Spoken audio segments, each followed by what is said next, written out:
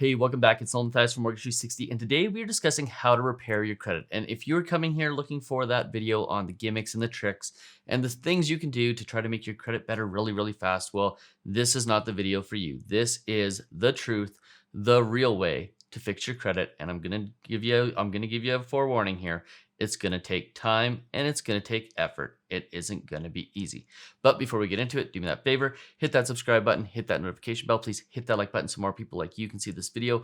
We are nearing the end of our race to 10,000 subscribers. We are almost there. Thank you to the 4,000 new subscribers in the last 28 days and to the 9,000 subscribers total that have been with us throughout this journey.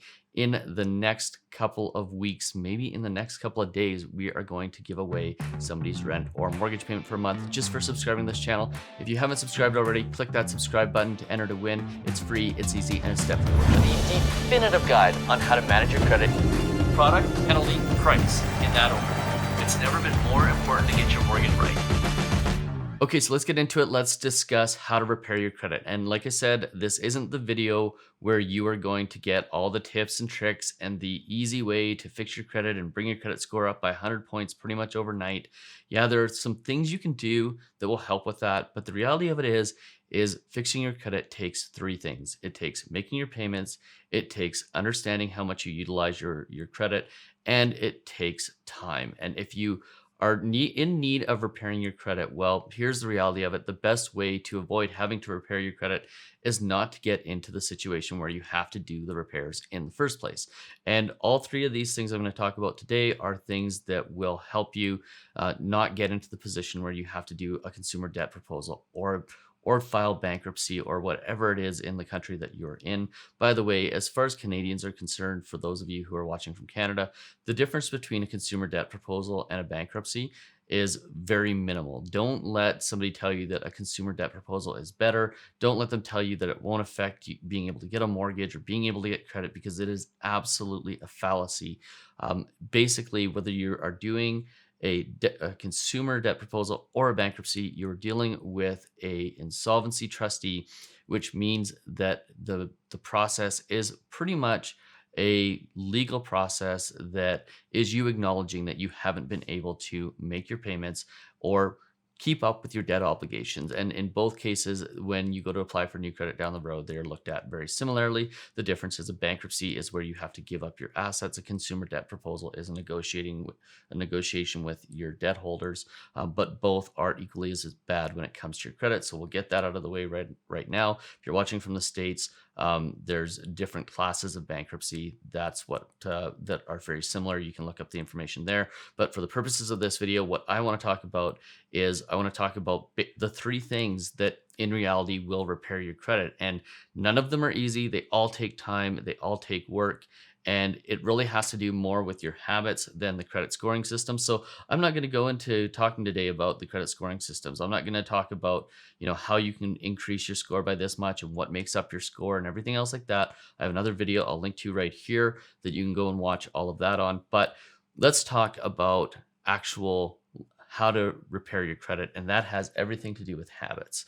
So let's start first and foremost by talking about payments, because making your payments is the single biggest thing you can do to both keep your credit score high and also help repair it down the road if you need to get into repairing it. Here's the reality is your credit is not bad until such time as you miss a payment. Once you miss a payment, that is when things start to go downhill. And if you are missing payments, it's probably because you've taken on too much debt or you weren't organized or for whatever reason. But the reality of it is the one thing you should be focusing on when it comes to your credit is making sure that you are always in a position to make your payments and make them on time. And by the way, just so you know, your credit doesn't get dinged if you miss a payment by a day or two. It takes 30 days of late payments. So in other words, you have to be 30 days late before your credit gets impacted. So you have a window of time, a grace period after your payment is due in order to make that payment. Don't leave it till day 28 or day 29 because it takes time for money to travel from your bank to your creditor. But if you're a couple days late, don't worry about it. Just do everything you can to try to make every single payment on time when you can and position yourself so that you're able to make those payments. Now, the second piece, and this I think is probably the most important piece when it comes to repairing your credit, is utilization, because utilization is a whole bunch of things. It's how much credit you're using compared to how much credit you have available. It's how much credit you're using relative to how much you can actually afford. I mean, in an ideal world, when it comes to utilizing credit, everybody would utilize zero credit. They might buy a house, get a mortgage, maybe buy a car, get a car loan. But for the most part, if people really wanted to have the best credit possible, they wouldn't use their credit cards, they wouldn't use their lines of credit unless they absolutely have to. They would be emergency fallback positions, not the thing that you use to purchase your groceries or drinks when you go out on the weekend or whatever else it is that you're purchasing. So trying to make sure that you're not utilizing credit if you are in a place where you need to repair your credit is one of the most important things you can do. And there's some information out there, and I'm not sure 100% how true it is, but a lot of people say you need to run something on your credit card every month and make the payment. I don't think that's necessarily true. We see lots of people who have credit cards that aren't used for a couple of years at a time, and their credit still remains good because one, that credit card is still reporting, two, it's got a zero balance, and three, it's never had a missed payment. Now, you do need to make sure that you're using it enough so that it doesn't get closed on you. And remember, you always want to keep your longest open credit facilities open, because that is what establishes the length of time that credit has been granted to you. And that helps your credit score, as you'll see in the next conversation, which I talk about time.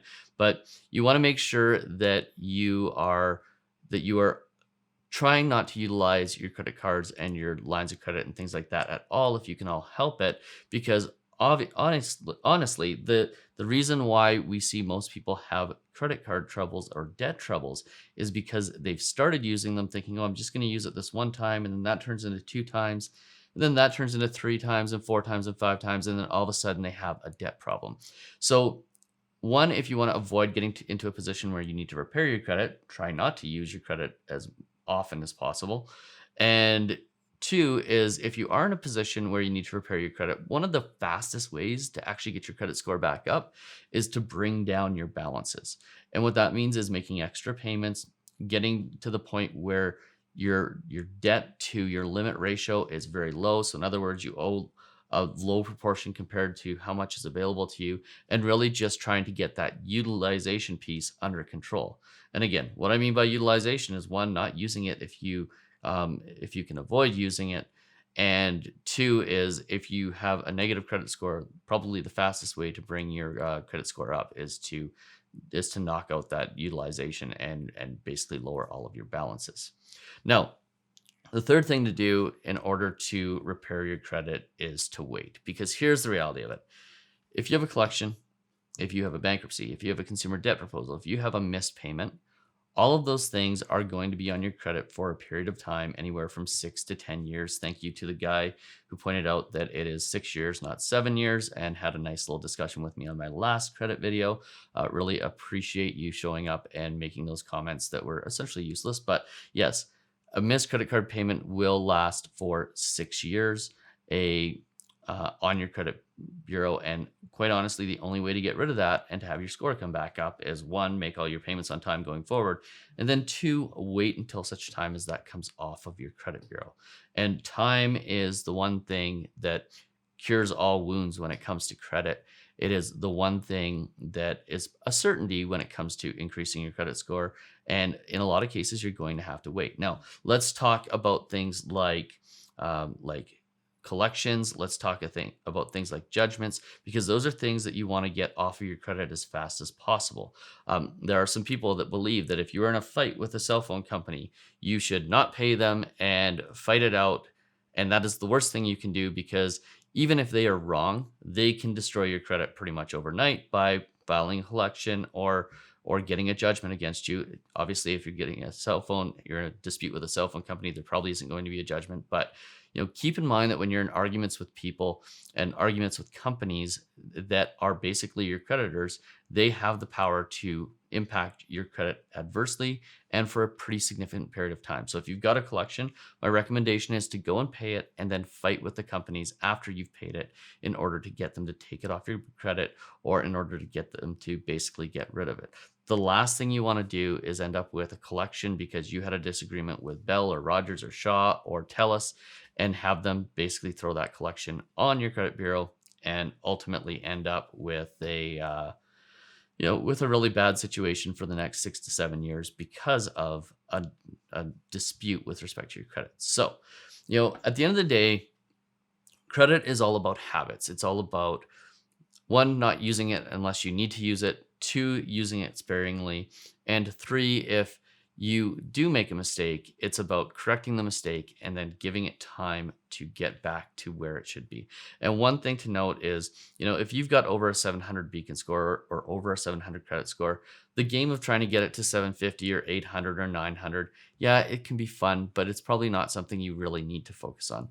The things you need to focus on are making your payments, underutilizing credit so that you don't have to worry about one day not being able to make your payment, and just making sure that you use time as your ally. And as time goes by, your credit score will go from 700 to 800 to 900 because you have a longer history of having credit available. So if you found this video useful, do me that favor, hit that subscribe button, hit that notification bell, please hit that like button so more people like you can see this video. Don't forget about our race to 10,000 subscribers. One lucky subscriber is going to win their monthly rent or mortgage payment, and wait until you see the contest that we're going to have once we've finished up the race to 10,000 subscribers. We'll see you on the next video. Cheers.